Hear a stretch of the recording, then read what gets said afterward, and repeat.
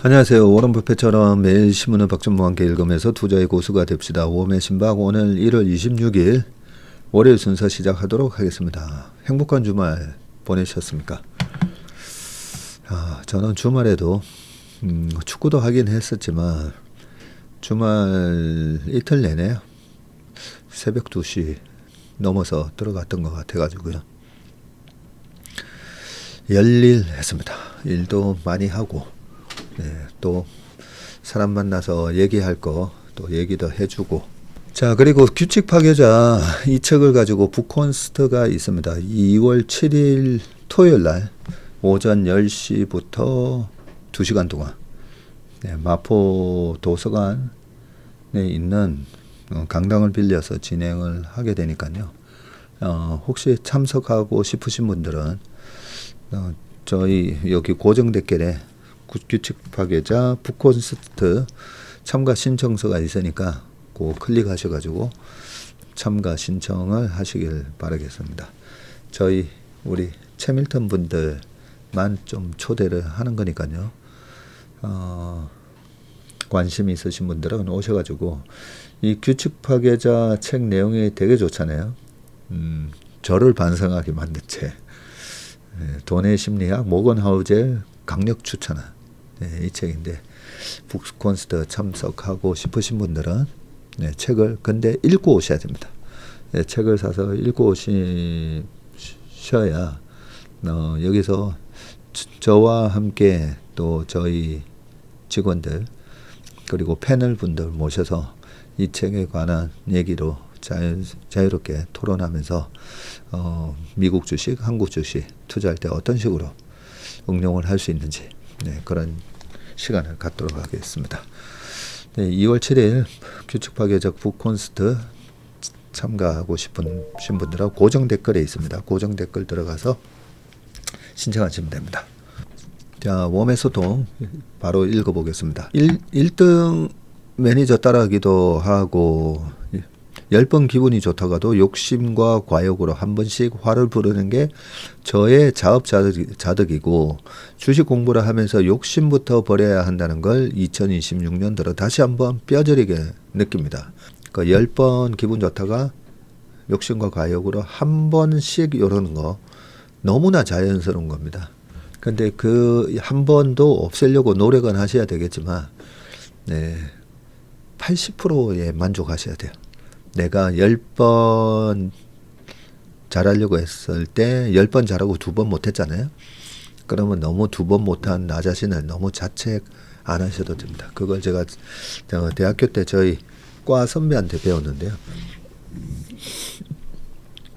되게 모범적인 선배였어요. 그래서 그 형님이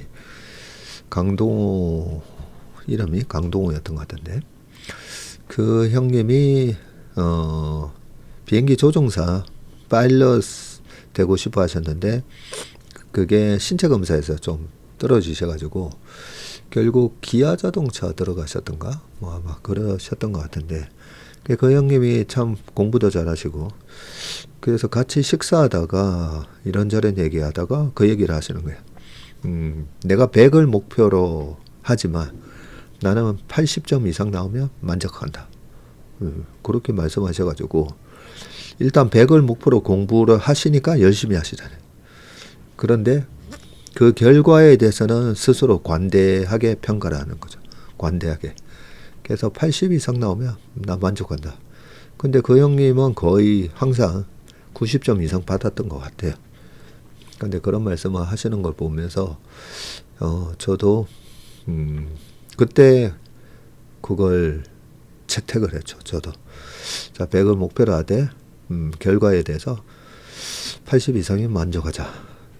그런데 대부분 보면 이번에 뭐 수능 본 아이들 가진 부모님들도 많으시겠지만 어떻게 보면 아이 실력보다도 점수가 좀 더 잘 나오기를 바라잖아요. 우리는. 우리 아이가 실력이 85인데 그런데 이번에 90에서 95 했었으면 하는 바람이잖아요. 근데 그렇게 했는데 85가 아니고 80 나왔어요. 그러면 어떻게 보면 85 아이 입장에서는 90을 목표로 했다면 어떻게 보면 80%면 72점 이상만 받아도 80%한 건데 일단 우리의 목표 자체가 요요행을 좀 바라고 그 욕심이 있다 보니까 85가 내 실력인데 90, 95를 바랬다가 애가 80 받아오면 그걸로 엄청 속상한 거죠. 저가 되게 존경하는 오른쪽 어깨 왼쪽 어깨에 파는 두 형님들 계시다 했잖아요.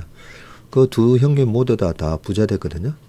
근데 그 한 형님이 그 두 형님 모두 약간 요즘 잘 안 보이시긴 한데 그 한 형님이 오랜만에 만나서 뭐 얘기를 하다 보니까 근데 자기 아이가 원하는 대학을 못 들어가서 그것 때문에 부모도 위축돼 있고 아이도 위축돼 있고 저 봤을 때는 야, 그 인생 살다 보면 우리가 수많은 도전을 하고 실패도 하고 도전하고 실패하고 하는 거잖아요. 그러니까 어떻게 보면 스티브 잡스가 처음에 들어갔던 대학도 그렇고 워런 버핏이 처음에 들어갔던 대학도 그렇고 우리 애가 하버드를 못 가고 스탠포드를 못 가고 그런 거에 부모도 그렇고 아이도 같이 디프레스 돼서 어떻게 보면 또 다른 도전을 하면서 계속 도전하고 실패하다가 한번 성공하면 이제 크게 성공하는 건데 그렇게 디프레스 되어 있더라고요. 굉장히 잘못된 거죠. 그게 왜 그럴까 보면 일단 우리 처음에 마인드 세팅 자체가 항상 내가 100을 목표로 해서 열심히 했더라도 그래 결과가 정말 더 좋게 나올 수도 있고 안 좋게 나올 수도 있는데 안 좋게 나왔을 때 80 이상 나와도 나는 만족한다. 저 같은 경우에는 과정이 충실했냐 늘 본다 했잖아요. 과정이 충실했으면 그 실력이 어디 쌓아놨던 그 공부했던 게 어디 가겠습니까? 그죠? 언젠가 써먹겠죠. 그래서 3,000%로 많이 빠졌는데요. 10번 기분 좋다가 한 번 실수하는 거에 너무 우리 성죽대 성고님 자책 안 하셔도 됩니다. 고성중 지금도 잘하고 계십니다. 자, 드디어 규칙 파괴자를 완독했습니다. 저기 있죠, 노란색 규칙 파괴자. 주식 공부에 도움되는 여러 가지 습관과 속성, 원칙들도 있지만 인생 철학도 풍부한 멋진 책이었습니다. 전문의 추천 덕분에 좋은 책 읽는 기쁨을 누렸네요. 전 살을 빼고 싶은가? 살을 빼고 있는 사람들과 어울려라.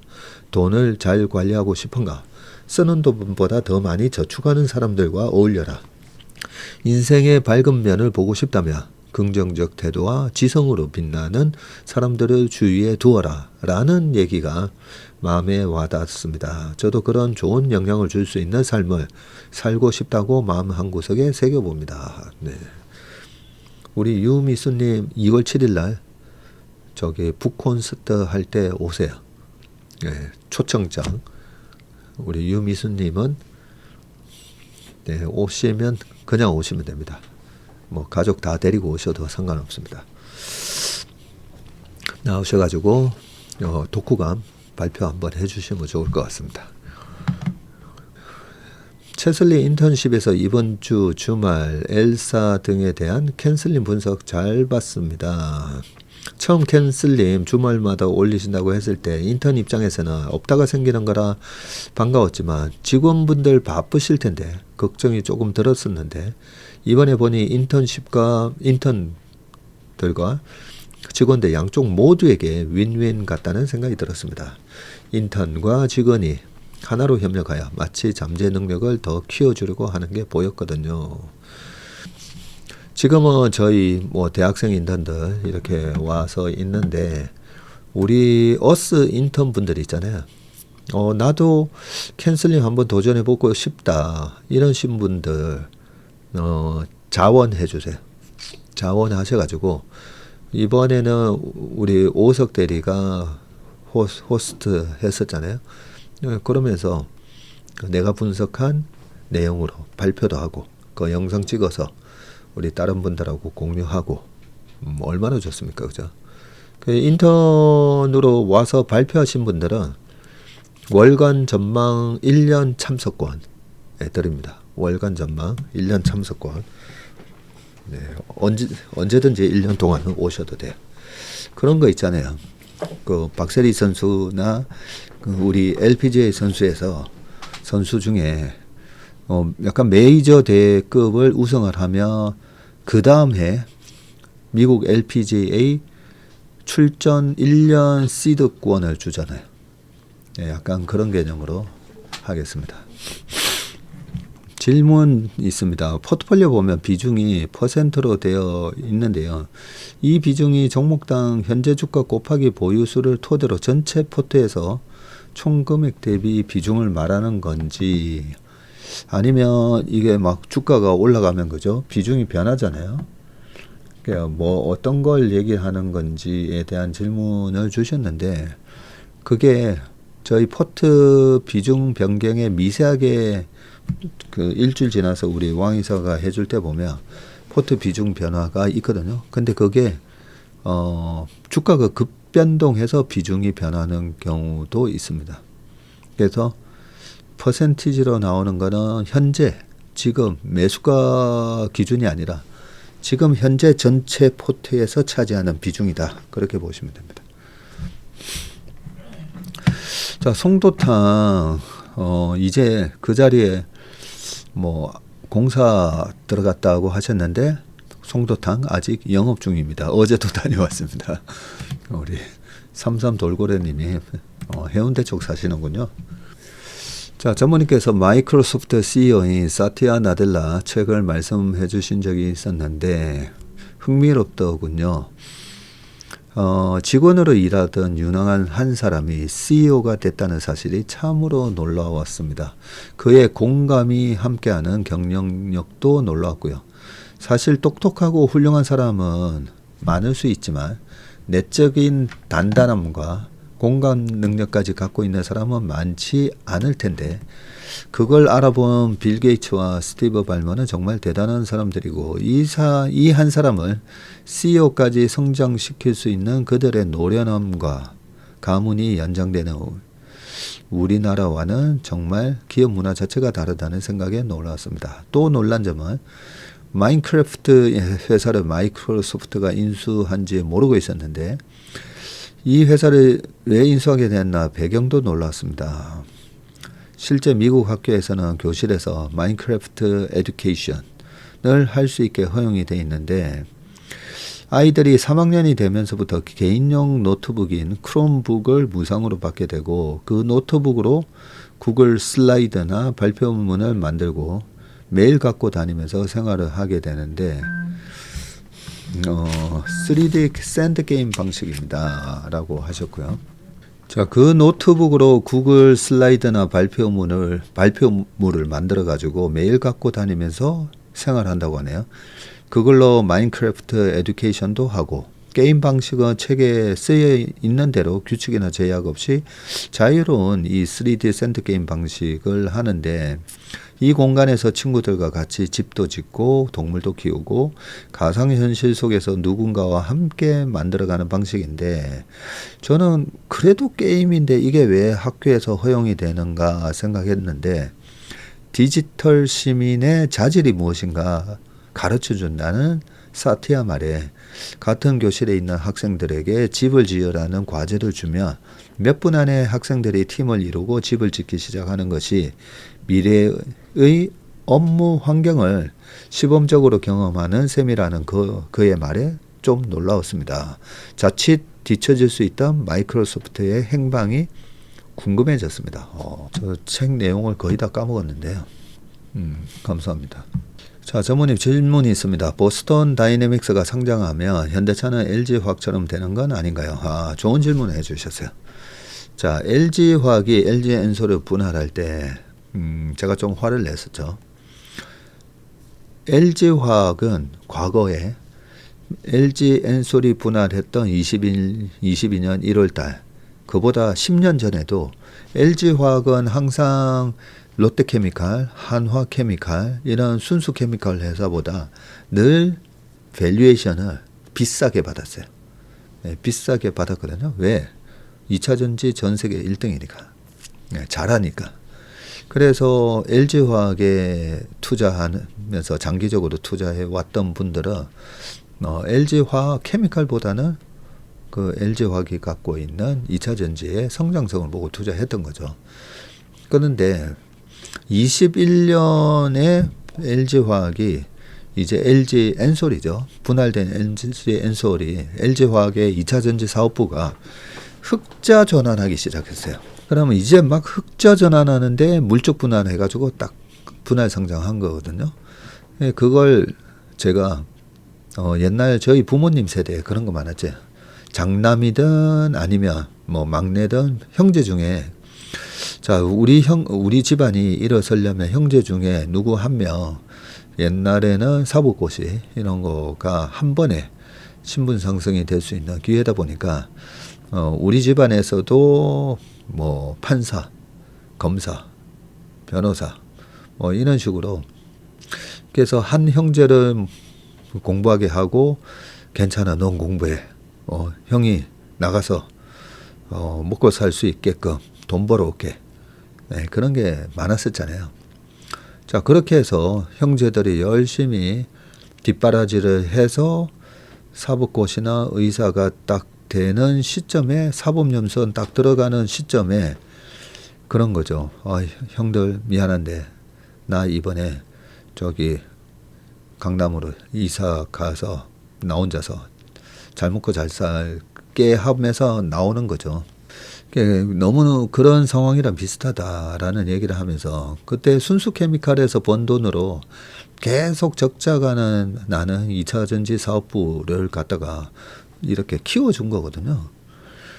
그러면 그걸 물적 분할할 게 아니라 이제 흑자가 나는 시점인데 그걸 딱 분리해가지고 물적 분할해서 상장을 했었으니까 그동안에 나 순수 케미칼 안 좋아하는데 2차전지 사업 보고 투자를 해줬던 그 수많은 투자자뿐만 아니라 그 사업부를 옆에서 묵묵히 도와줬던 순수 케미칼 쪽에서 종사했던 임직원들한테도 그게 하나의 약간의 배신 행위라는 거죠. 그렇잖아요. 그죠? 그랬기 때문에 LG화학에서 물적 분할한 LG엔솔이 그런 식으로 분할하는 게 바람직하지 않다. 그게 근데 투자 자금 받아서 회사를 키워야 되는 거 아니야? 회사 키우면 되죠. 어떻게? LG화학 그 자체로 유상증자 하면 됩니다. 주주 배정. 그러면 주주들이 그래 이번에 공장 증설을 하고 그런다고 삼양식품이 밀양 제2공장 증설한다고 해서 주가 빠진 거 아니잖아요. 그리고 옛날에 일진 머티리얼 시절에도 그때도 한창 2차전지 좋을 때 그 동박에 대한 투자를 늘리기 위해서 주주 배정 그때 유상증자에 했었어요. 주주 배정하고 주가 더 올라갑니다. 얼마든지 그렇게 할 수 있었는데 왜 안 했느냐? 주주 배정하면 32% 들고 있는 주 LG가 또 돈을 내야 되잖아요. 그러니까 돈은 내지 않고 투자자로부터 돈은 받아서 그리고 그 투자를 해준 소액주주들한테는 회사가 번 돈은 또 나눠주지 않겠다. 그게 이때까지 우리나라 정시에서 코리아 디스카운트 원인이 됐던 어떻게 보면 암묵적으로 그렇게 되어 왔던 부분을 개선을 시켜야 되는 부분이었던 거죠. 자 그러면 보스턴 다이나믹스 같은 케이스는 어떤 케이스냐? 현대차 주주 입장에서 좋은 게 이제 막 부각이 되잖아요. 부각이 되는데 보스턴 다이나믹스 자체가 그 현재 수익 내는 회사가 아니잖아요.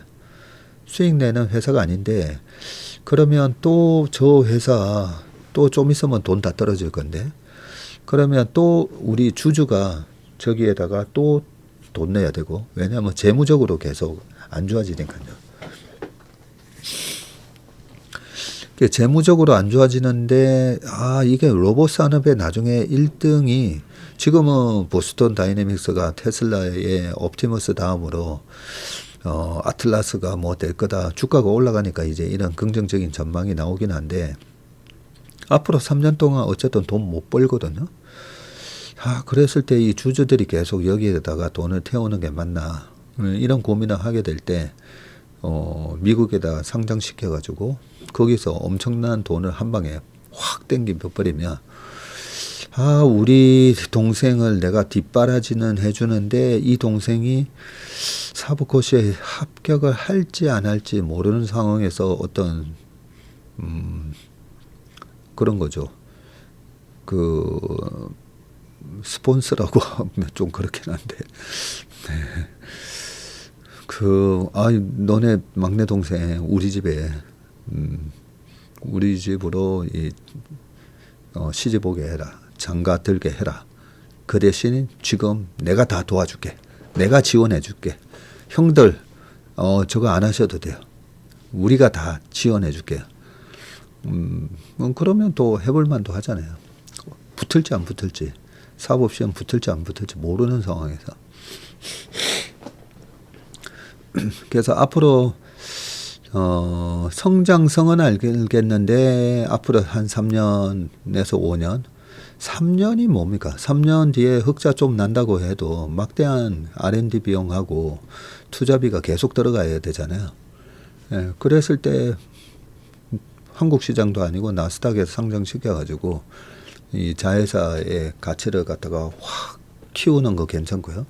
자, 두 번째는 그렇게 해서 현대차에서는 그렇게 얘기하죠. 보스턴 다이내믹스의 성장으로 현대차가 벌게 되는 미래의 수익, 그걸 현대차 주주분들한테 나중에 배당이 됐다. 자사주 매입을 해서 소각을 하다. 그게 현대차 주주한테도 반드시 그 부분이 혜택이 돌아가도록 하겠다. 그런 약속. 근데 LG화학이 LG엔솔 분할했을 때 82% 지분에 대해서 지금도 그러잖아요. 지금도 LG화학의 외국계 주주들이 이번에도 행동주의 나섰잖아요. LG엔솔 주식 좀 팔아가지고 LG화학 자사주 매입하든가 주주 가치 제고를 위한 뭔가 조치를 해라 했는데 안 듣잖아요. 그런 게 큰 차이라고 보시면 됩니다. 자회사 상장이 다 나쁜 건 아닙니다. 자회사를 상장을 해도 그게 모회사의 주주한테 이익이 되도록 하면 됩니다. 계좌에 혈색이 도니까 오히려 겁이 나요. 본의 아니게 조기 은퇴를 하게 될까 봐서요. 전 태생이 게을러서 일을 해야지만 몸도 머리도 건강할 것 같다고 하셨고요. 고민이 있는데 저에게는 다소 큰 금액의 비과세 연금보험이 있습니다. 10년 납입 기간은 끝이 났고 최저 이율은 2%인데 최근에 이율이 한 3% 정도이고, 그런데 제가 조만간 아파트를 옮기려는데 지금 사는 곳보다 비싼 곳으로 가게 되어서 딱 연금보험 금액만큼의 자금이 부족합니다. 연금보험의 이율이 대출 이자보다 낮으니 해지할까 하다가도 노후에 나에게 용돈을 주는 시스템을 유지하는 게 의미가 있을 것 같기도 하고, 남편이랑 상의하다가 갑자기 남편이 전무님에게 물어보라고 해서 저 같으면 이거 해지하셔가지고요. 그냥 딱 그 금액만큼 자금 필요하다고 하셨잖아요. 좀 더 비싼 곳에 아파트를 옮긴다고 하셨으니까 깔끔하게 그 돈 빼서 아파트 옮기는 거에 넣어버리십시오. 아니면 좀 더 비싼 곳으로 가는 데 들어가는 그 돈만큼을 또 뭐 대출을 이렇게 해서 마련한다든지 그렇게 하셔야 될 것 같은데, 그것보다는 대출 이자보다는 이 받는 이자가 오히려 낮잖아요. 그래서 과감하게 이 돈은 빼가지고 그냥 아파트 들어가는데 넣으시는 게 낫습니다. 저희 고객분 중에서도 이번에 강남에 아파트 그 자녀가 3명이나 돼가지고요. 당첨되신 분. 그 잔금을 되게 걱정하셨거든요. 잔금이 10억이 넘으니까 그 돈 어떻게 해야 하나 걱정하셨는데 저희가 3년 동안에 그 5억이 안 되는 돈을 10억이 넘게 만들어 놓다 보니까 그 부분은 저는 그랬습니다. 우리 주식 맡긴 돈 그거 싹 다 빼가지고 그냥 아파트 잔금 치르시라고. 주식으로 번 돈은 내가 뭔가 이렇게 필요할 때 넣는 게 낫고요. 왜 첫 부동산을 가져가시라고 얘기하냐면 일반 투자가가 가장 손쉽게 물가 상승을 해지할 수 있는 재테크 수단은 그냥 내가 살 집 한 채 사는 겁니다. 제 생각은 그렇습니다. 팔순까지 채슬리와 함께 주식 투자하면서 뇌 운동하면서 돈도 벌고 행복하고 팔순잔치 하겠습니다. 참 이거 치매 얘기를 했더니 이 대전에 계신 우리 또 원장님께서 저한테 문자를 주셨어요. 치매 얘기해서 그 문자를 유튜브 영상을 하나 주셨는데 그 영상은 이렇습니다. 치매가 뭐 머리를 쓰는 것도 중요하지만 요 목에서 뇌로 흘러가는 이 혈관이 이 뒤에 보면 되게 딱딱한 경우가 있잖아요. 저도 보면 이 목뒤가 되게 딱딱하긴 한데 뇌로 흘러가는 이 혈관이 막히면서 그러면서 뇌질환 특히나 이 치매까지도 온다는 거죠. 그래서 치매를 예방하는 데 있어서 가장 중요한 거는 이 혈관이 피가 잘 통하게 아무튼 뇌로 가는 피가 잘 통하게 혈관 관리를 잘하는 거. 그러려면 뭐 사우나도 하고 하여튼 목뒤를 이렇게 따뜻하게 유지하는 게 좋습니다. 인턴 가입하고 싶습니다. 어디서 어떻게 가입하나요? 요 고정 댓글에 보시면 인턴십이라고 있습니다.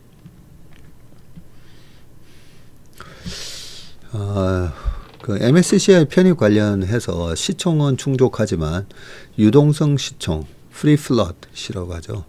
이 유동 비율 이런 게 낮다는 이유로 가능성을 중립으로 보고 있는 그런 주식들이 있는데 그거 다 감안을 해서 그래서 지금 삼성 에피스 같은 경우에는 시총 10조 넘잖아요. 요 10조가 시총 커트라인인데 근데 삼성 에피스 홀딩스 같은 경우에는 보면 시총은 충분히 넘는데 대주주 비율이 75%나 되다 보니까 실제로 유동 시총이 낮은 거죠. 유동 시총 비율이.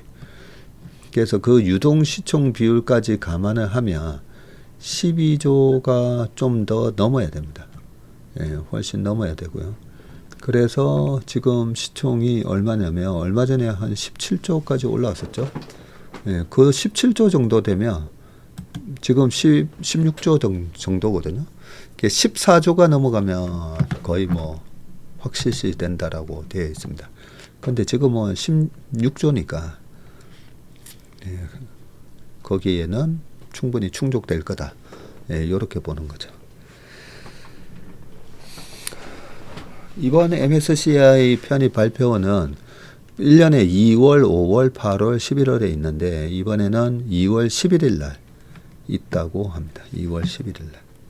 그러면 시총 그 14조, 16조 이거는 언제 결정하는데 2월 달에 1월 한 날짜를 딱 찍어가지고 랜덤하게 찍어서 어떤 날이 될지는 모르겠는데 그 날짜에 그 MSCI 편입 요건을 충족하는지를 판단을 해서 2월 11일 날 발표를 합니다.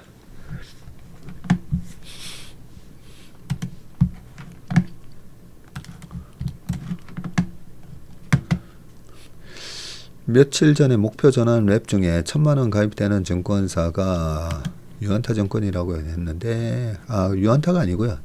몽몽이 님이 적어 놓으셨는데, DB증권하고 IBK증권입니다. 6,000P, 4,000P보다 종가 기준 5,000P가 먼저일까? 아니면 천스닥이 먼저일까? 궁금합니다. 저는 천스닥에 한 표. 오늘 코스닥이 천스닥 됐다, 그죠? 1053, 지금 이러는데. 반도체 없는 포트로 아직은 연초 이후 시장을 이기고 있습니다. 대단하시네요. 반도체가 없으니 불안한 마음도 있습니다만 증권주가 어느 정도 받쳐줄 거라 기대해 봅니다. 하셨고요. 꿈을 갖는 것이 얼마나 중요한지 40년 동안 일만 하다가 퇴직해서 63세부터 2, 3년 동안 제주 올레길 완주하고 한라산 6회 등반, 설악산 코스들을 등반하고 저의 청년 시절 막연한 꿈이었던 알프스 트레킹을 2번 다녀왔습니다. 와, 부럽네요. 덕분에 아름다운 전경을 평생 동안 저의 인생의 배경으로 간직하게 되었고 고지혈증과 골다공증도 다 극복하였습니다. 남편도 저에게 설득당해서 함께 등산을 하였는데 주변 사람들이 와이프 잘못 만나 고생한다고 농담도 하였지만 결과는 40년 된 B형 간염과 3년 된 당뇨 전 단계를 완치하였습니다. 와. 자, 그런데 알고 보니 저 같은 소음인은 운동을 가볍게 해야지 하루에 8시간씩 걷는 식의 벅찬 운동은 대래 해롭다고 하네요. 그래서 새로운 취미로 이름한 주식 따라하기와 그림 그리기를 하는데 작년 9월 주식 이름은 최고의 선택이었고 그림은 주로 트레킹 풍경을 주제로 그리고 있습니다.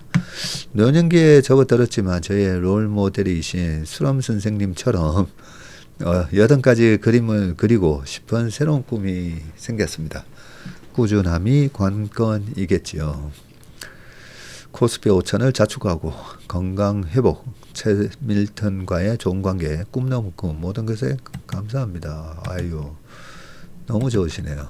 일단 이 B형 간염하고 당뇨 이런 거 완치되셨다는 게 고지혈증, 골다공증 다 극복하셨다는 게 이게 너무나 참 듣기에 반가운 소식인 듯합니다. 2008년경에 가입한 미래세 펀드가 있는데 아직 보유 중입니다.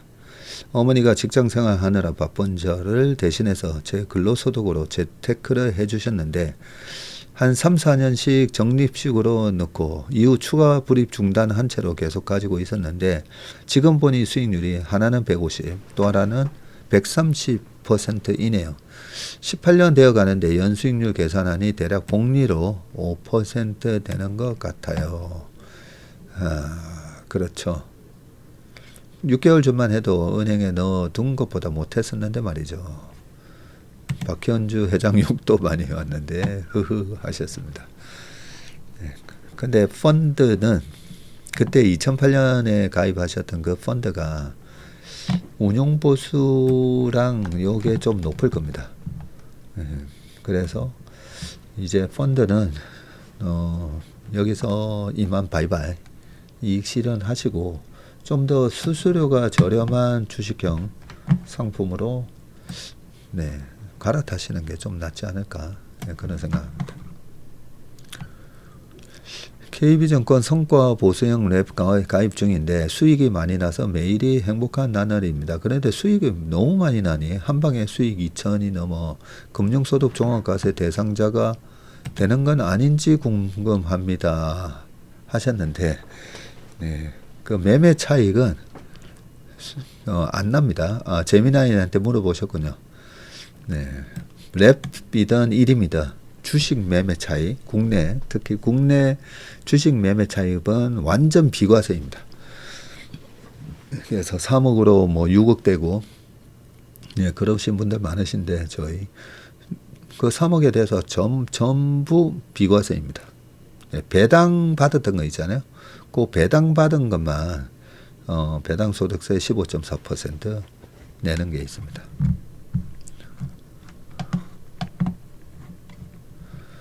자, 이제 웜의 소통은 여기까지 하고요. 신문기사 읽어보도록 하겠습니다.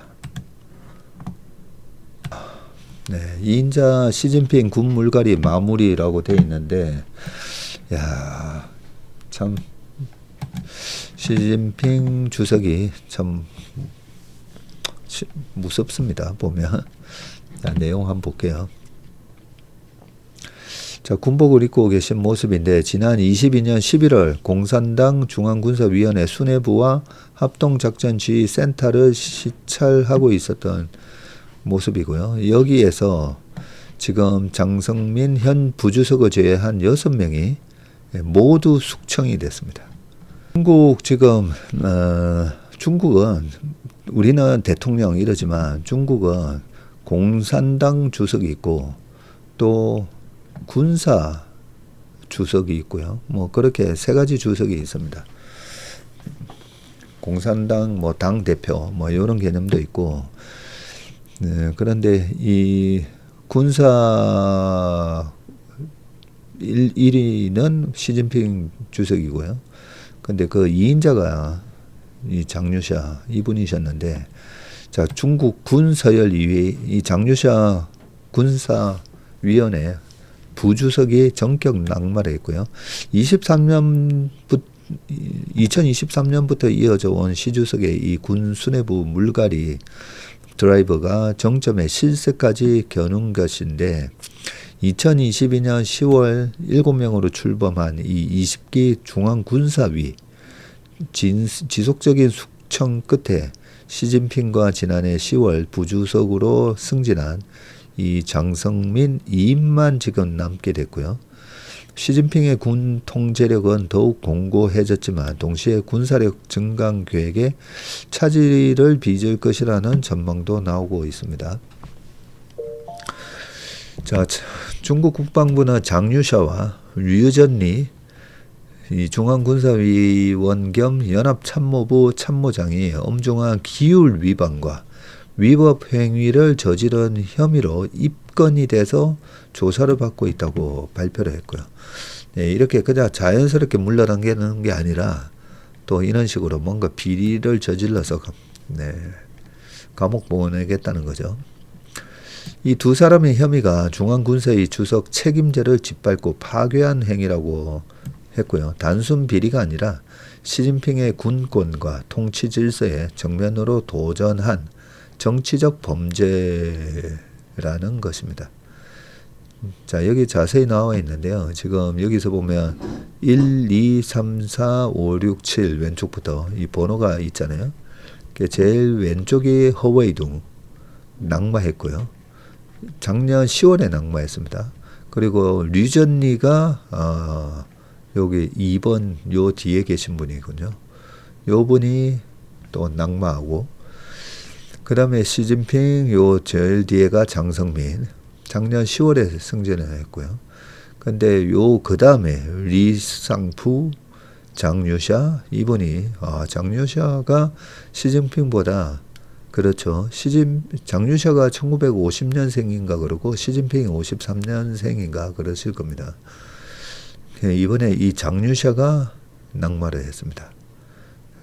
그리고 마오하라고 하는 요 뒤에 있는 분은 2024년 11월에 낙마했었군요. 자, 이렇게 낙마하면서 시진핑이 부패 척결을 명분으로 추진한 군기강 바로잡기는 일단락된 것으로 보인다. CIA 출신 크리스토퍼 존슨 중국 전략그룹의 대표는 전례 없는 중국군 사령부 전면이라고 얘기했고, 미국의 싱크테크 아시아 소사이어티 정책연구소의 라일 모리스 연구원은 1949년 이후 중국 역사상 최대 규모 숙청이 마무리됐다고 했고요. 향후 중국군은 충성파로 새로 채워지고 내년 건군 100주년에 맞춰서 강군 건설을 위한 체질 개선에 집중할 것이라고 전했습니다. 자, 이 장류샤는 1989년 천안문 사태 이후 숙청된 최고위급 현직 군 지도자인데, 시진핑 집권 이후 중앙군사위와 부주석을 지낸 꿔보슈 2014년에 낙마했고요. 쉬차이호우 2015년에 낙마, 장류샤가 숙청된 전례가 있지만 두 사람은 낙마 당시 퇴임한 상태에서 낙마했고요.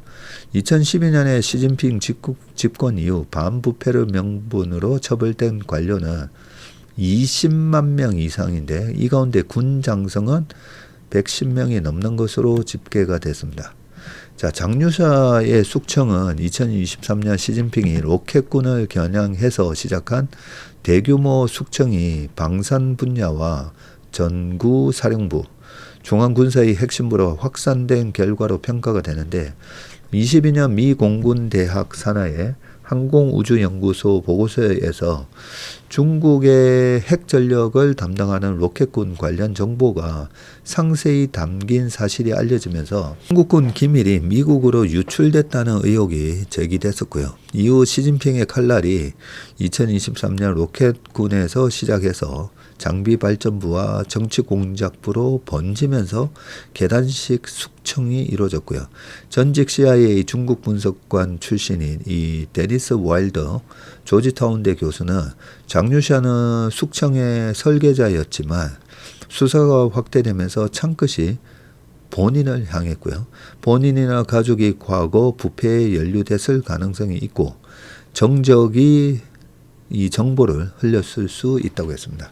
장류샤는 지난해 11월 인민일보 기고문에서 이중인격자가 되거나 거짓 충성을 하는 일을 단호히 막아야 한다고 했었는데 시진핑이 군부를 멸절 수준으로 정리한 배경으로 장류샤의 권력 집중 구도도 거론이 됐었는데 혁명 원로인 아버지 간의 인연으로 어린 시절부터 이 시진핑과 친분을 쌓았던 이 장류샤는 오랫동안 시진핑의 측근으로 분류가 됐었고요.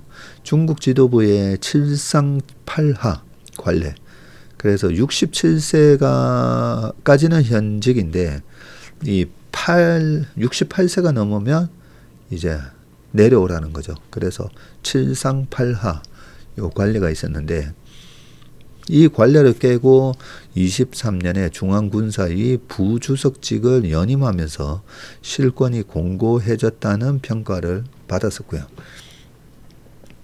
하지만 2년 전부터 중화권의 반중 매체를 중심으로 이 두 사람의 불화설이 돌았습니다.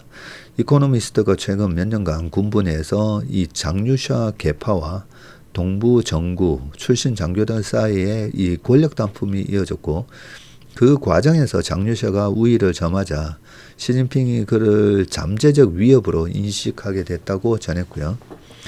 지난해 6월 미국 트럼프 1기의 마이클 플린 국가안보보좌관이 이 시진핑 실각설을 제기했을 때도 이 장류샤가 중심 인물로 등장했고요.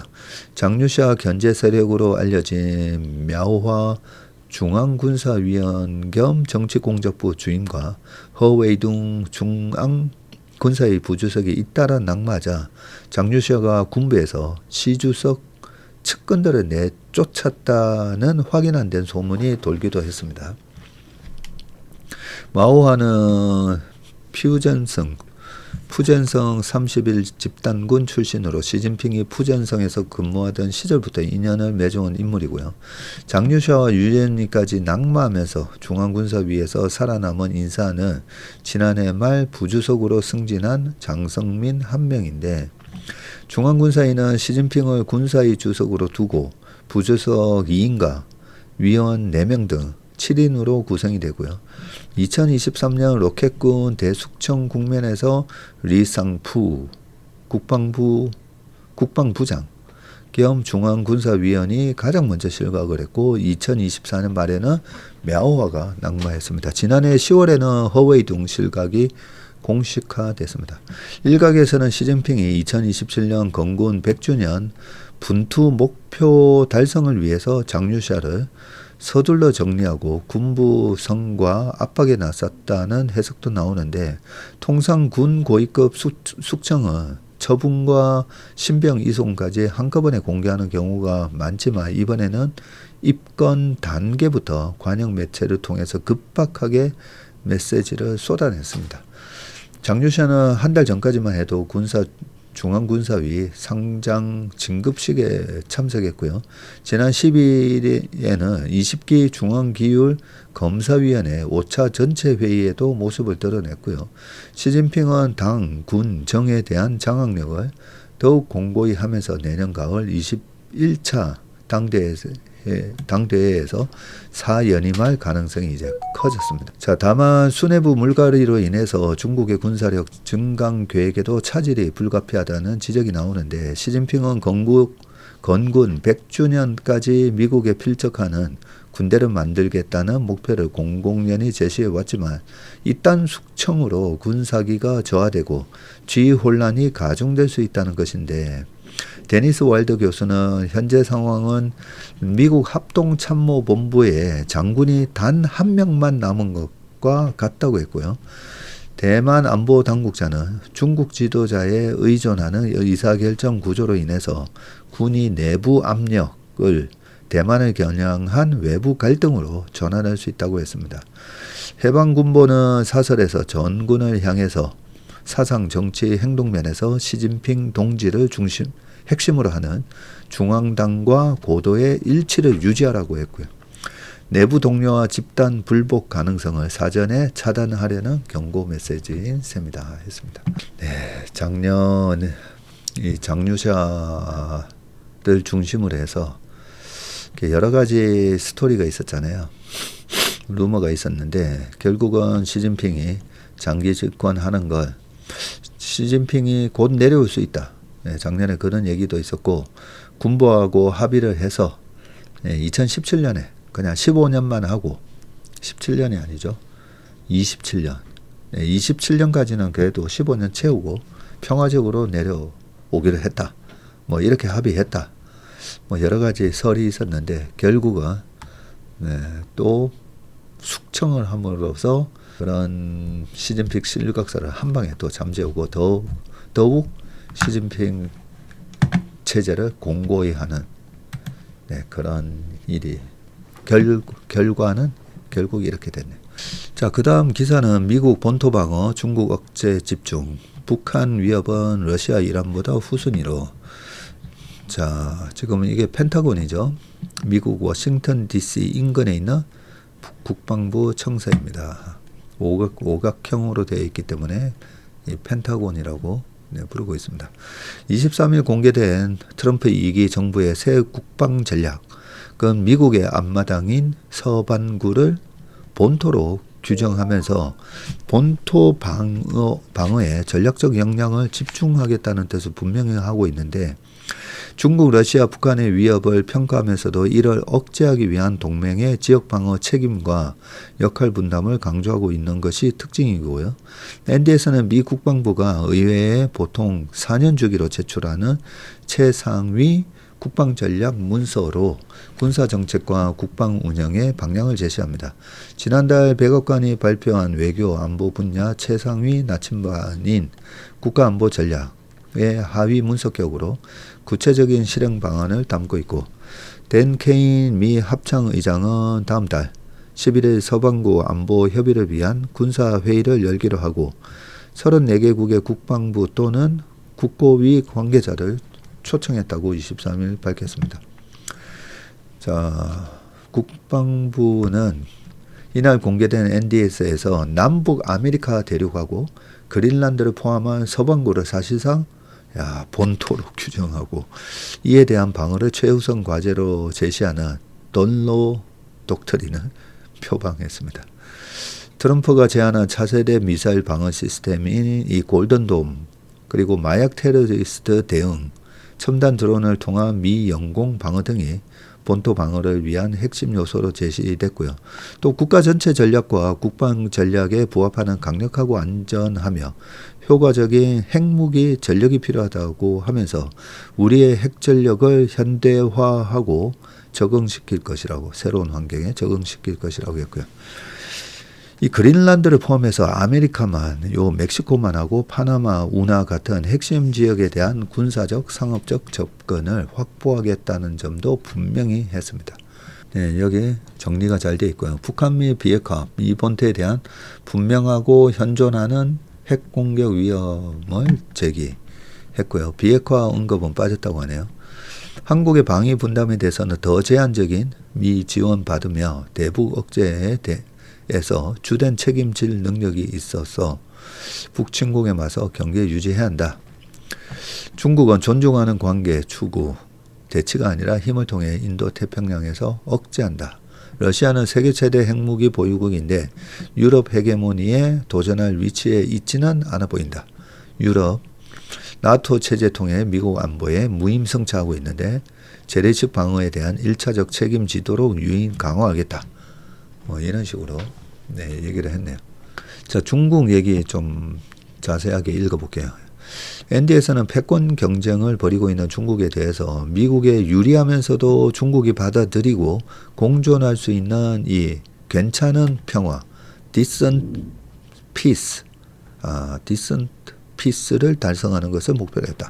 대치하는 것이 아니라 힘을 통해서 인도 태평양에서 중국을 억제하는 것이 핵심이고 공격해봐야 소용이 없다는 판단이 들게 하는 이 거부에 의한 억제,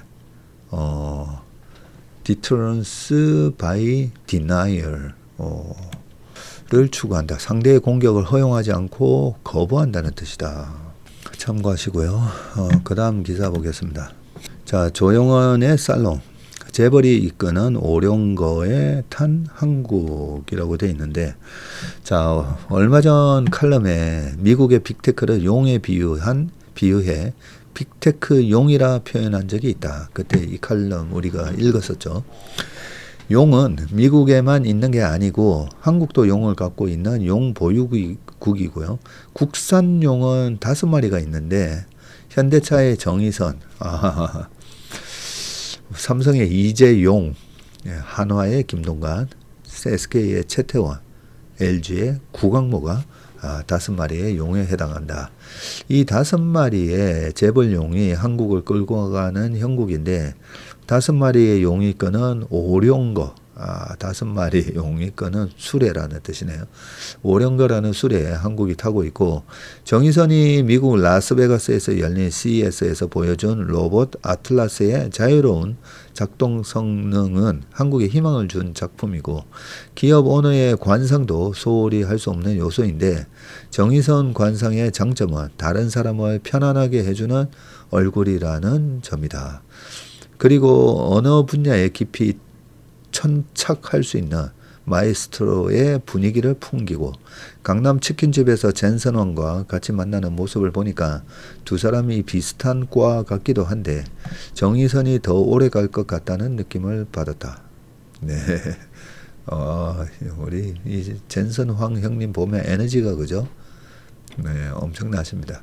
이재용의 최근 모습을 보면 한꺼풀은 벗은 모습인데 초기에 부잣집 도련님 같은 모습에서 업그레이드가 되어서 훨씬 단련되고 노련해진 것 같고 감옥 생활하면서 대장을 잘라내는 수술을 했었군요.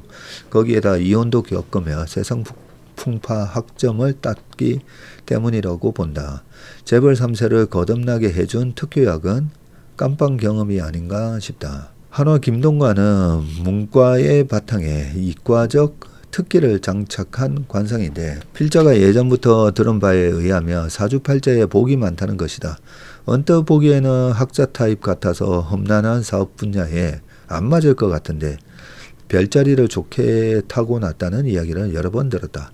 할머니가 물이 부족한 동네에 우물을 많이 파주는 공덕을 쌓았다는 소문으로 들었다. 물은 생명수이기도 하지만 재물도 상징한다. 이건 내가 김동관을 만나본 적이 없어서 직접 들은 이야기는 아니다. 최태원은 이혼하는 과정에서 욕도 얻어먹었고 그 대가로 좋은 운에 들어섰다고 본다. 가려져 있던 본래 면목을 드러낼 수 있는 국면인데 자기 하고 싶은 이야기를 할 수 있게 됐다. 구광모는 슬로우 스타터 타입이다. 경마에 비유하자면 선행마가 아니라 막판에 스퍼트를 하는 추임마로 본다. 이 오룡이 어변성룡의 한국 운세를 책임질 사람들이다. 어변성룡이 잉어가 변해서 용이 되는 용해 주변에 한국의 인재들이 대거 포진되어 있을 것이다. 네, 그 다음 칼럼 읽어보겠습니다. 삼성전기의 연간 최대 매출 기록, AI가 불러온 전자부품 슈퍼사이클이라고 되어 있는데 이게 뭐죠? 쌀하고 무슨 칩 같은데요. 적청 세라믹 카패시터, 이 MLCC가 쌀과 섞여 있는 모습입니다. 네, 요거는 진짜 쌀이고, MLCC는 전기를 보관했다가 일정량씩 내보내는 이 댐의 역할을 하는데, 가로 세로 길이가 각각 머리카락 굵기 0.3mm 수준이다. 와, 쌀이 이렇게 커 보이니까 그죠? 이게 얼마나 작은지 알 수가 있습니다. 머리카락 크기라고 합니다. AI 열풍을 타고 전자부품 기업들 역시 호실적을 기록하고 있는데요. 보통 4분기는 IT 기기 신제품 출시가 없어서 부품 업계의 비수기로 꼽힙니다. 하지만 전자부품 업체들이 지금 AI 인프라를 중심으로 한 고부가 가치 산업으로 사업 구조를 재편하면서 이전 업황 사이클을 타지 않는 호황이 다가왔다는 평가이고요. AI발 반도체 슈퍼사이클의 부품 기업들도 올라탄 것인데, 자, 삼성전기는 작년 역대 최대 매출을 기록을 했고요. 25년 연간 매출이 11조 3천억, 영업이익은 9,130억을 기록을 했습니다. 매출은 10%, 영업이익은 24% 전년 대비 증가했고요. 4분기만 떼어놓고 봐도 매출은 전년 동기 대비해서 16% 늘었고요. 영업이익은 108%나 늘어났네요. 전통적인 비수기를 극복하고 예년에 2배 이상 영업이익을 낸 것인데, 자, 실적을 견인한 것은 AI 체질 개선 때문이고요. 삼성전기의 주 매출원은 원래 전자제품의 핵심 부품인 이 MLCC인데 반도체 옆에서 전기를 보관했다가 일정량씩 내보내는 댐 역할을 하고요. 전기는 MLCC 공급을 스마트폰 등 IT 기기에서 AI 서버로 넓히는 체질 개선에 성공했습니다. MLCC는 스마트폰 한 대에 1100개 정도가 들어가지만, 와, 스마트폰 한 대에 아까 사진에서 본 게 1100개나 들어갔지만 AI 서버에는 28,000개가 탑재가 됩니다. AI 서버에 탑재되는 MLCC를 개발하는 기업은 글로벌 1위인 일본 무라타와 삼성전기 정도이고요. 삼성전기는 이날 실적 발표에서 올해 1분기 MLCC 출하량은 스마트폰, PC 등 일부 IT 기기 약세로 전분기와 유사할 것으로 예상되지만 판매 단가는 AI 서버 등 고부가 가치 제품 수요 확대로 전분기 대비 증가할 것이라고 했습니다. 반도체 기판 실적도 증가세인데요. 차세대 반도체 기판인 FCBGA, 이 플립칩 볼 그리드 어레이 역시 AI발 수요 증가를 맞은 덕분이고, FCBGA는 PC와 서버 네트워크 등 반도체를 메인 기판과 직접 연결해주는 이 반도체 기판인데요. 이 역시 PC에서 AI 데이터 센터로 수요가 크게 변화하고 있고, 삼성전기는 AMD, 애플 등 빅테크를 고객사로 두고 있습니다. FCBGA를 담당하는 패키지 솔루션 부문 4분기 매출은 전년 동기 대비해서 17% 늘어나서 한 6,400억으로 집계됐고요. 삼성전기는 FCBGA는 올해 하반기 풀 가동 수준에 근접할 것으로 예상되며 고객 요청 및 수급 상황을 분석해서 필요시 캐파 증설을 적극적으로 추진할 것이라고 했습니다. 자, LG 이노텍도 호실적을 기록할 것으로 예상이 되는데, 이노텍은 지난 4분기 매출이 7조 6천억, 영업이익 3,700억 기록한 것으로 관측이 되는데, 매출이 15%, 영업이익은 50%나 증가했고요. 애플의 신형 아이폰 판매 효과가 4분기에 본격 반영된 데다가 기판과 전장 수요가 더해진 덕분인데, 통신용 반도체 부품을 넘어서 FCBGA 시장에도 본격 진출했고요. 스마트폰 시장을 넘어서 AI를 미래 성장 동력으로 점찍은 겁니다.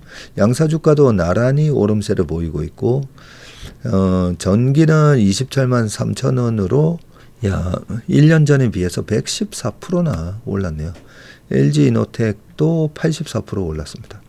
AI 열풍이 전통적인 비수기마저 없애며 부품 기업들의 실적과 주가를 끌어올리고 있다면서 올해 고부가치 사업으로 체질 개선이 가속화하며 더 가파른 성장세를 보일 것이라고 했습니다. 자, 올해는 미국 아닌 곳으로 분산 투자를 한국, 중국이 유망하다 되어 있는데, 자, 올해 미국 증시는 더 이상 확장 가능성이 어려울 것으로 예상합니다. 특히 5월 연방준비제도 의장 교체기에는 주가가 많이 흔들릴 수 있고요. 반면 한국과 중국은 아직 저평가된 시장입니다. 중국의 경우 정부가 기업에게 배당을 늘리라고 하는 만큼 공격적인 투자를 원한다면 주목할 필요가 있습니다. 누가 이런 얘기를 하셨죠? 목대균 KCGI 자산운용 대표가 출연을 했군요. 그동안 미국 시장에 집중 투자한 사람이라며 올해는 미국 외 지역으로 분산 투자가 필요하다고 말을 했습니다. 지금 올 초 이후 각국 주요 지수 성과인데 코스피 18%, 코스닥 7%, 코스닥이 오늘 불을 뿜어가지고 한 방에 5%까지 올라왔고요. 대만 곽건이 10%, 일본 니케이가 7, 중국 선전 6.7. 자, 인도 센섹스는 마이너스 4.3. 그래서 인도 센섹스 얼마 전에 댓글 질문이 올라왔던 것 같은데. 자, 미국 1%, 나스닥 1%, 브라질은 11%. 연초 이후 현대차 주가 그래프이고요. 한 달간 현대차 주가가 78%나 상승을 했는데 지난해 트럼프 관세 때문에 저평가됐던 현대차가 이 CES에서 선보인 보스턴 다이내믹스의 로봇 아틀라스로 AI의 피지컬 AI의 주도주로 평가를 받았고요. 현대차가 가진 장점은 자율주행 자동차와 휴머노이드 로봇인데 특히 오는 2028년까지 3만 대 정도의 아틀라스 로봇 양산 계획을 발표하고 구글 딥마인드와 기술 동맹을 발표한 것이 투자자들에게 신뢰를 줬습니다. 보스턴 다이내믹스는 구글과 소프트뱅크가 인수했다가 수익성 등의 이유로 다시 시장에 나왔던 기업이었는데 물론 수익성까지는 시간이 오래 걸릴 것이고 2030년에서 40년 이야기를 끌고 와 주가 밸류에이션에 녹여야 하는 상황이었고 R&D 투자도 엄청 해야 하고 그렇지만 미래를 보면 인구 고령화 등으로 인력이 부족하게 되고 산업용 로봇과 휴머노이드 로봇이 주목받을 수밖에 없다. 과거에 세탁기가 주부들을 해방시켰던 역할을 로봇이 할 수 있다는 기대감이다. 실제로 중국에서는 이런 움직임이 빠르게 나타나고 있다. 자, 그 다음 질문이 보스턴 다이내믹스 IPO 이야기도 나오고 있는데 현대차 주가 영향은 어떻게 예상하나 했더니 보스턴 다이내믹스의 상장은 LG화학과 LG엔솔의 상장 이슈와는 조금 다르다. 아까 제가 다뤘던 질문 내용이네요. 보스턴 다이내믹스는 외부에서 돈을 주고 사온 기업이라서 장부상 자회사이고 다른 이벤트라고 볼 수가 있는데 보스턴 다이내믹스가 상장하게 되면 외부 자금으로 투자할 수 있기 때문에 독자적인 생존력은 많이 높아지고 있다. 최근 베네수엘라와 이 공습과 이란 시위로 인한 긴장감, 그린란드 사태 등으로 방산주가 다시 주목받고 있다는 질문에는 방산주는 2022년부터 꾸준히 주목을 받았고 그리고 최근 분쟁이 생길 때마다 재평가받고 있는데 전 세계적으로 지정학적 리스크는 계속되는 상황이라서 K방산의 주가 상승 요인은 여전히 존재한다고 볼 수 있다. 그러나 장기적으로는 생각해 봐야 되는데 추가 상승 여력이 크지 않기 때문인데 특히 최근 전쟁의 무기 체계가 바뀌고 있고 우크라이나 전쟁 때 전차를 타격한 것은 드론이었다. AI 시대 전쟁에 적응하는 기업만이 살아남을 것이다. 미국에서는 구글이 시가총액 4조 달러의 벽을 깨면서 주목받고 있다는 질문에는 구글이 애플, 월마트 등과 계약하면서 주가가 많이 올랐고 특히 월마트의 쇼핑 부문을 구글과 협력한다는 것이 인상적인데 중국에서는 이미 알리바바가 자체 AI 앱 Q1을 통해서 실현 중이다. 트럼프 대통령과 파월 연준 의장의 갈등이 미 증시에 미칠 영향은 현재 미국은 인플레이션 압력을 높일 수 있는 요인이 너무 많고 이민 문제로 인한 서비스 물가 상승과 관세로 인한 마트 물가의 상승, AI 전력 부족이 가져오는 인플레이션 등이다. 그러나 트럼프는 금리를 낮추고 싶어하고 올해는 중간 선거도 있고 오는 5월 연준 의장 교체가 예정돼 있는데 보통 역사적으로 연준 의장 교체 전후는 주가가 썩 좋지 않았다. 아, 그래요? 신임 의장에 대한 불확실성이 있기 때문이다. 1987년 블랙만데이가 왔던 것도 그 87년도 9월 달인가 앨런 그린스펀이 폴 볼커에 이어서 페드 의장으로 취임했고요. 그리고 9월 달에 금리를 올리면서 그러면서 10월 달에 블랙만데이가 왔었고요. 제롬 파웨어 의장이 취임했던 게 2018년 2월인가 뭐 그 언저리였던 것 같은데요. 2월 달에 시장 흔들렸고 2018년 10월, 11월, 12월 시장이 박살났고 벤 버냉키 의장이나 다른 분들도 한번 찾아보긴 봐야 될 것 같습니다. 트럼프는 최근 신용카드 이자율을 10%로 제한하겠다고 발표했는데 표를 얻기 위한 대표적인 포퓰리즘이고 현재 신용카드 평균 이자율이 20%다. 그런데 사람들이 힘들어하니까 10% 정도로 낮추겠다고 한 건데 그렇다면 금융권이 이자율 20%였던 사람들에게도 10%로 내려서 대출을 해줄까? 아니죠. 그냥 대출을 안 해줄 것이다.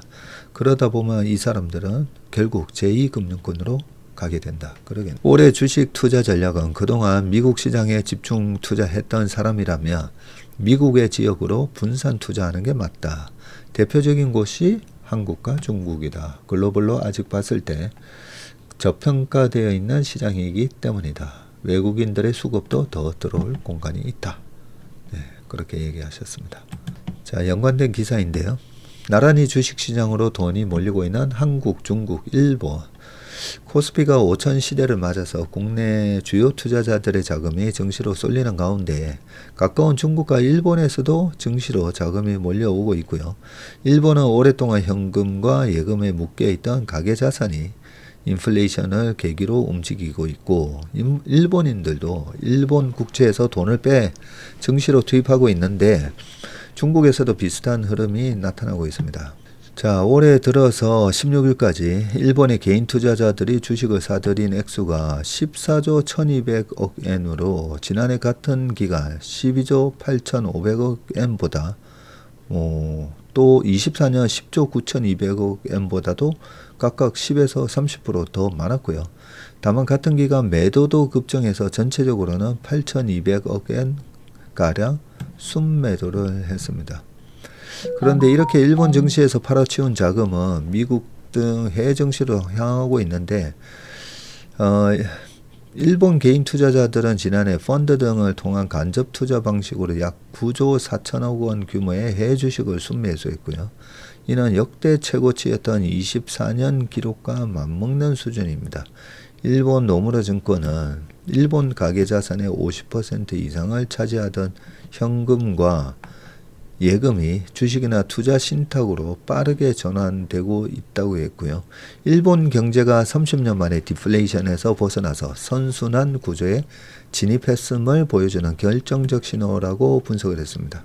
그리고 일본 개인 투자자들의 변화에 대해서는 주식이 매력적으로 보이기 시작했다기보다는 현금을 계속 들고 있는 것이 더 이상 안전하지 않게 된 환경 변화의 결과라고 했습니다. 임금 상승에도 불구하고 물가 상승 속도가 더 빠르면서 예금만으로는 자산 가치를 지키기 어렵다는 인식이 확산되고 있습니다. 뿐만 아니라 일본 자본시장에 투자하는 외국인들도 일본 증시로 돈을 옮기고 있는데 해외 투자자들이 일본 주식을 올해 들어서 한 14조 순매수했네요. 이는 3개월여 만에 최대 규모이고요. 이 같은 흐름은 일본의 국채 금리가 뛰면서 투자자들이 국채 가격 하락을 우려하고 있기 때문입니다.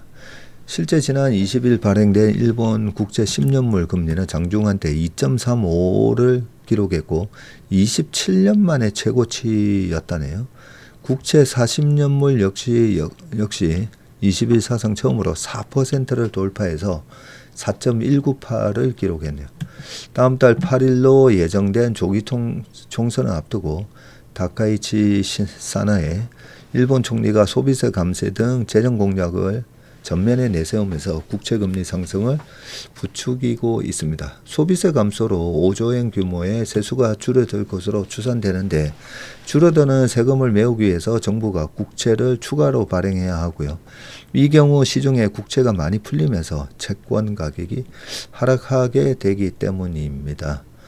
일본 니케이는 해외 투자자들 사이에서 일본 국채를 매도하라는 의견이 쏟아지고 있다고 했고요. 특히 이 같은 외국인의 매수세에 힘입어서 일본 증시 대표 지수인 니케이 지수는 지난 14일 사상 처음으로 54,000선을 넘어서기도 했다. 네, 4만을 재작년인가 뚫었는데 54,000을 넘어섰다고요? 자, 중국에서도 최근 증시로 돈이 밀려들고 있고요. 중국은 부동산이 침체하고 증시가 부진하다 보니까 수년간 많은 자금이 은행 예금으로 몰려 있었는데 중국의 가계저축은 지난해 160조 위안 3경원을 넘어섰다고 합니다. 가계저축이. 자, 그런데 지난해 하반기부터 은행들이 수익성 악화를 막기 위해서 예금 금리를 잇따라 낮추면서 일부 예금 금리가 1% 안팎까지 떨어진 상태이고요. 이로 인해서 예금을 그대로 은행에 예치하기보다는 증시 등 다른 투자처를 찾는 가계가 증가하는 상황이 됐습니다. 네. 중국 국제금융공사는 올해 한 해 동안 약 2조에서 4조 위안, 우리나라 돈으로 한 400조에서 700조 규모의 가계 자금이 예금에서 벗어나 예금에서 주식이나 펀드 등 비예금 투자 채널로 유입될 것으로 전망을 하고 있습니다. 올해 만기가 도래하는 중국의 정기 예금 규모가 약 7조 달러에 이르면서 가계 자금이 주식과 금, 보험 상품 등으로 이동할 가능성이 커지고 있다고 했고요. 골드만삭스에 따르면 중국 국민은 부동산과 현금이 각각 자산의 54%, 28%를 차지하지만 주식은 겨우 11%에 불과하고요. 금리가 낮아지는 반면에 주식 기대 수익률은 높아지면서 예금에 묶여있던 현금이 증시로 유입될 가능성이 커졌고 매년 14조 위안, 약 2,600조 원이 넘는 신규 자금이 새로운 투자처를 찾아서 시장으로 쏟아져 나올 것으로 내다봤습니다. 이 같은 일본과 중국의 변화에 대해서 아시아 주요국에서 가계자산의 성격이 바뀌고 있다고 블룸버그 통신은 해석을 했습니다. 네, 오늘 웜의 신박은 여기까지 하겠습니다. 이번 한 주 화이팅 넘치시고 건강한 한 주 되시길 바라겠습니다. 고맙습니다.